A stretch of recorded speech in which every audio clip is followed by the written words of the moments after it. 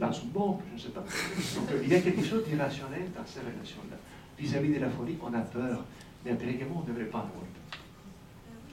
Ben, quand on pense justement à tout le contenu qualitatif qu'il y a dans la représentation sociale du fou, de ce qui est de la catégorie folie, puis tout ça, je me demandais pourquoi est-ce que vous avez choisi d'utiliser cette catégorie-là pour parler tout au long de l'exposé, tout ça? En fait, la raison est très simple.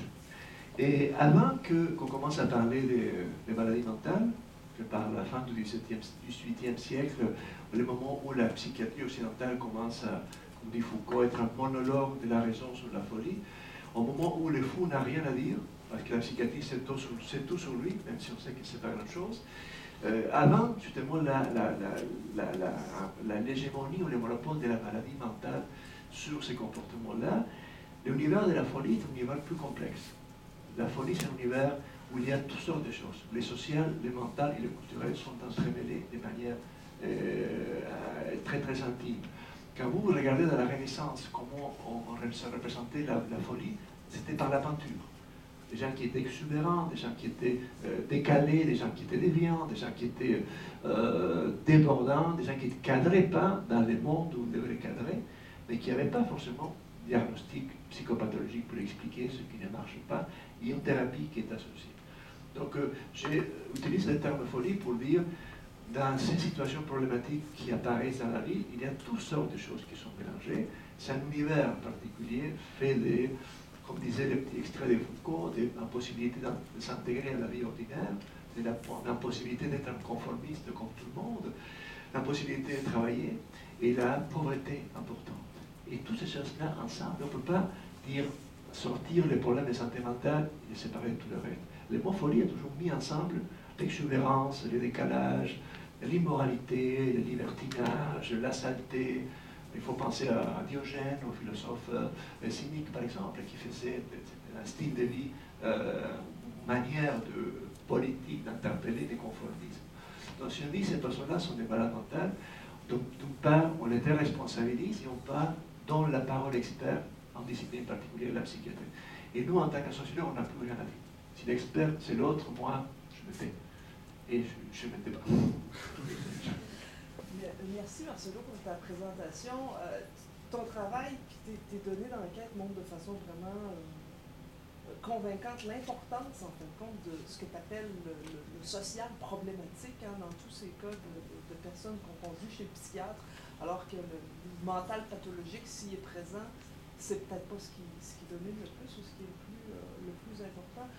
On associe le mental pathologique ou la folie pure à l'agressivité. En faisant ça, ce qui paraît clair, c'est qu'on évacue, on fait disparaître, en fait, on ferme les yeux sur les dimensions du social problématique qu'on ne voit pas.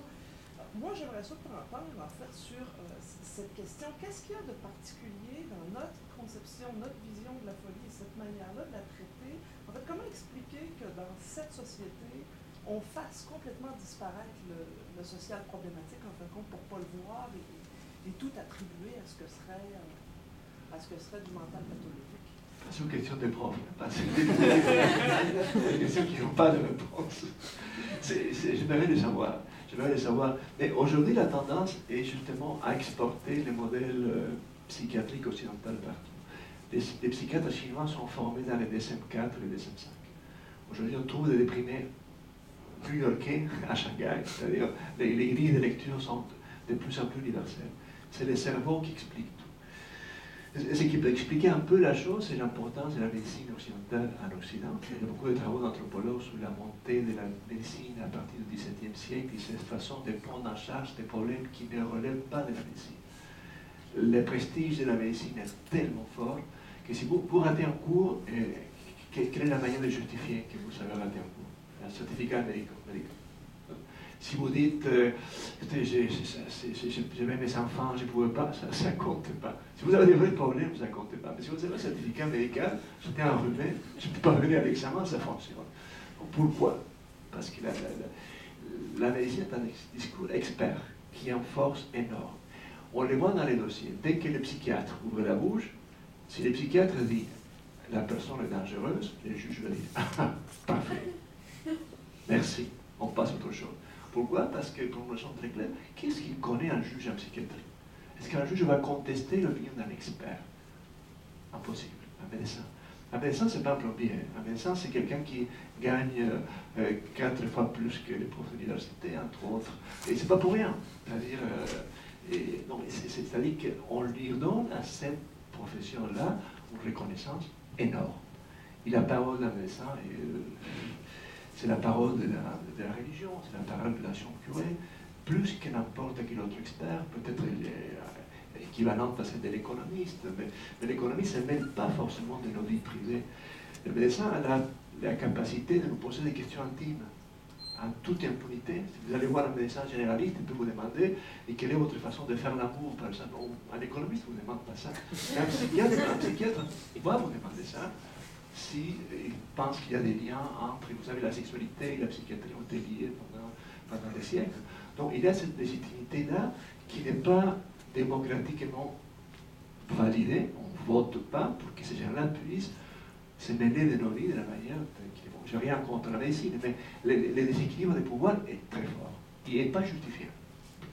Qu'est-ce qui est le plus dominant entre l'agressivité et la vulnérabilité par rapport à la loi P38? Je veux dire, est-ce que c'est plus les personnes vulnérables qui sont institutionnalisées ou sinon c'est plus les personnes agressives? La personne agressive ne se fait pas prendre, en général. C'est rare qu'on puisse... La personne vulnérable se fait prendre tout le temps. Se fait abuser, quand quelqu'un qui a des problèmes de santé mentale touche son chèque de sa location sociale, et perd la moitié, il y a des gens qui vont l'abuser. Donc, la personne qui a des troubles de personnalité agressive, il va vers même la police. C'est des gens qui peuvent manipuler, qui ont un savoir pragmatique de la vie en marche qui n'est pas donné à tout le monde. Et ça, pour moi, encore une fois, est-ce qu'il faut mettre ça dans les troubles de santé mentale ou il faut être sociologue ouvert et un peu moins fonctionnaliste et dire il y a dans la société des comportements qui ne sont pas contrôlés par la normativité, par les institutions, qui sont là. Ici, Martin Godin tue ses enfants, sa conjointe, et oui, c'est pas fréquent, mais ça fait partie de la normalité au sens turkhémien du terme. Au sens, il y a des suicides, il y en aura toujours. Ce qui m'inquiète, c'est les taux. Ça varie beaucoup, lui, il faut se poser des questions. Mais si un sociologue se pose des questions, il y a des suicides, ça me préoccupe, c'est pas un sociologue, c'est un fonctionnaliste pur et dur. Il faut que tout le monde rentre dans les rangs, il faut que personne ne vole, que personne ne frappe, et non. Durkheim l'avait montré, si la normativité est trop rigide, et si tout le monde obéit, là c'est un problème plus grave que s'il y a des taux de comportements qui obéissent. Pourquoi? Parce que la société ne peut pas changer, ne peut pas évoluer, et ça devient invivable. Quand tout le monde obéit, tout le monde fait la même chose, c'est pas ce qui est mieux. Je préfère quelques fous ici et là, et quelques agressifs ici et là, qu'une société normalisée via ASC. Oui. Fait que pour en revenir au pouvoir du médecin, le plus dangereux finalement, c'est un médecin qui serait fou.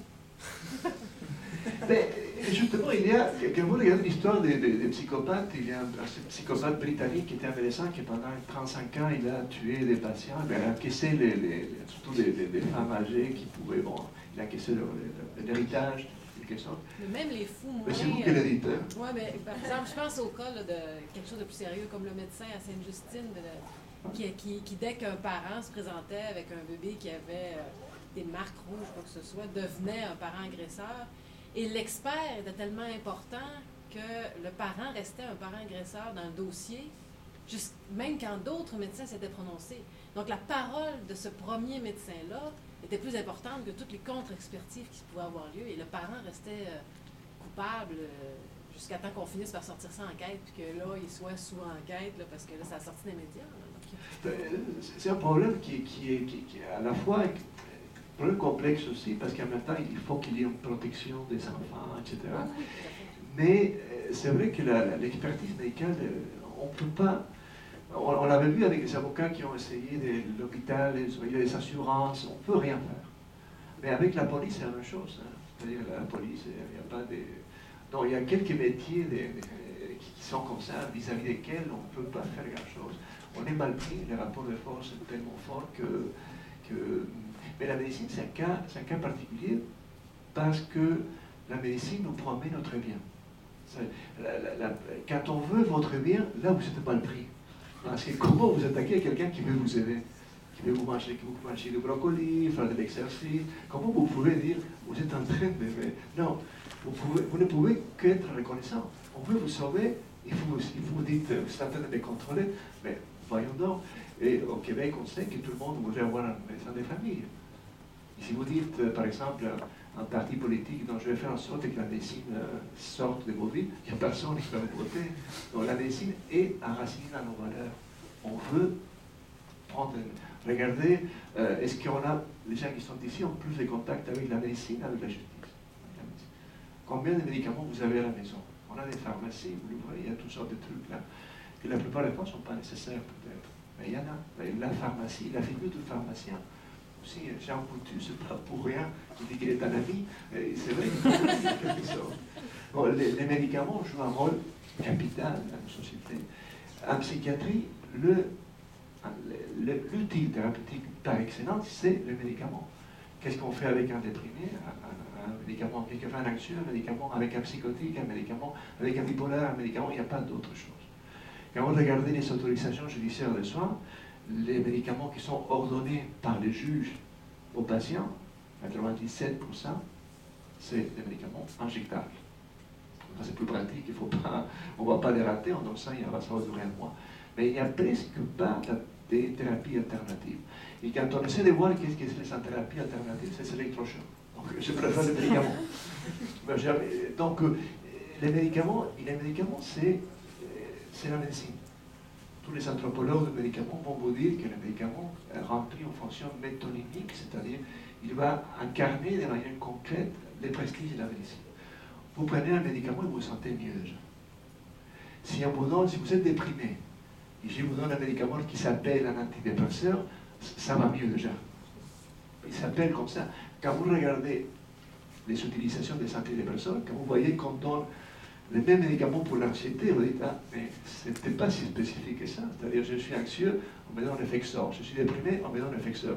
Je suis anxieux déprimé, on me donne Effexor. Mais alors, à quoi bon on fait un diagnostic? Je vais prendre les mêmes médicaments, et à peu près avec le même dosage. Et on fonctionne comme ça. Pour la psychose, pour la schizophrénie, tout ça, on a à peu près les mêmes médicaments, même si les diagnostics sont très variés. Donc on peut se casser la tête pour dire, vous avez ceci plutôt que c'est ça, et en général, un mélange de trucs sur la même personne, mais le médicament est le même. Quand vous regardez de manière technique la panoplie des médicaments psychiatriques, vous avez 4 grandes classes, antipsychotiques, antidépresseurs, toute la gamme des anxiolytiques et des médicaments pour dormir, et les régulateurs de l'humeur du genre bipolaire. Vous n'avez pas palette, vous avez des marques commerciales, comme si c'était des bonbons, le chocolat, vous avez beaucoup de marques, Aéro, KitKat, etc. Mais c'est du sucre avec, voilà. C'est le même principe actif avec des noms différents. Et les psychiatres le savent, ils sont frustrés. Ce n'est pas tous les psychiatres qui sont contents avec leur pratique. Notamment dans les urgences, où ils se trouvent avec des cas complexes vis-à-vis desquels, notamment les psychiatres des 30, de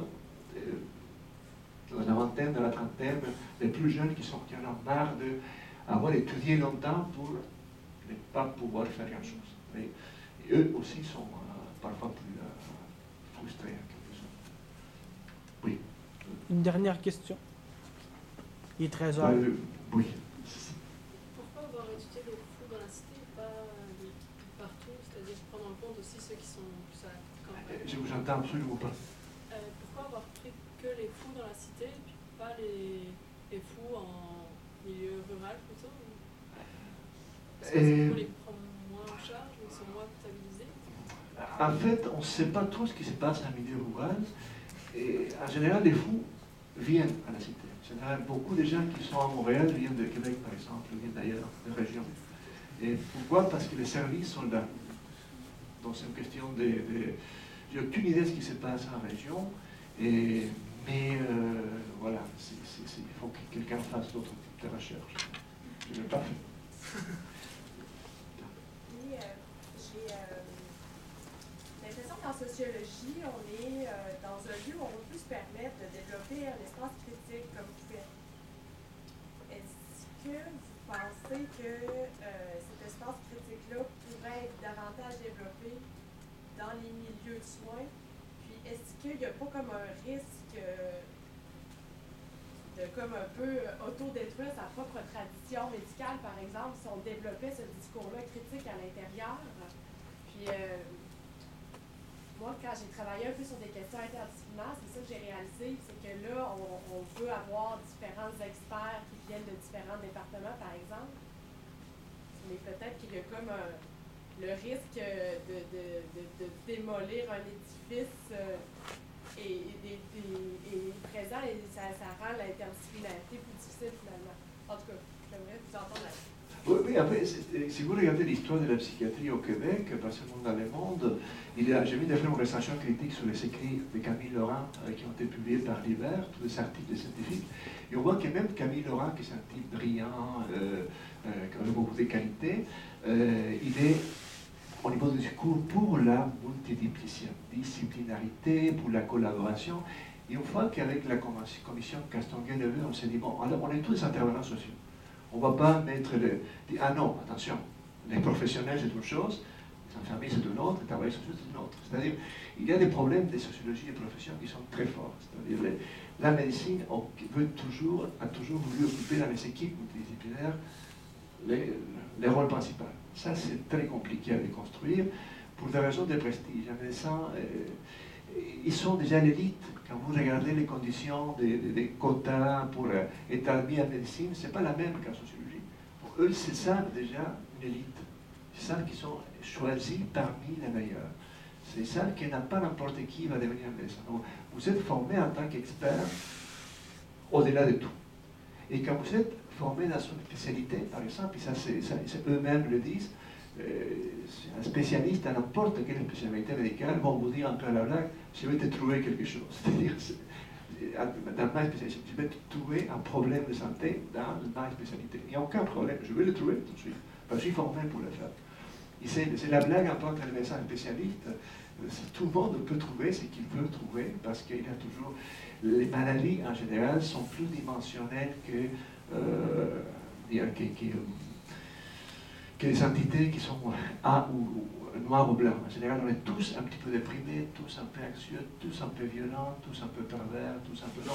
Où est-ce qu'on met la limite? C'est les psychiatres qui doivent faire pour vous. C'est pour ça qu'il y a des catégories psychométriques qui vont dire « Ah, vous êtes déprimé, ah, vous n'êtes pas tout à fait revenir la semaine prochaine. » Donc, et on a des instruments psychométriques qui nous permettent de faire le partage entre les groupes. Et ces partages sont lourds de conséquences. Et un psychologue ne peut pas prescrire un médecin, par exemple, un médicament, un antidépresseur. Donc, ça, pourquoi il ne pourrait pas le prescrire? Si un médecin généraliste qui connaît moins peut le faire, il le fait dans 10-15 minutes dans son bureau, c'est pour une raison socio-professionnelle. La prescription d'un médicament, ça relève de la médecine. Même si je le fais vite, dans mon bureau, et à côté, même si un psychologue qui m'a écouté pendant 10 ans, lui, il ne peut pas le faire, mais l'autre qui m'avait 15 minutes, oui, il peut le faire. Ça n'a aucun sens. Ça fonctionne comme ça. Donc, c'est tout. Mais c'est bien parce que c'est le matériau pour les sociologues. C'est les bons côtés de la chose. On va devoir s'arrêter ici.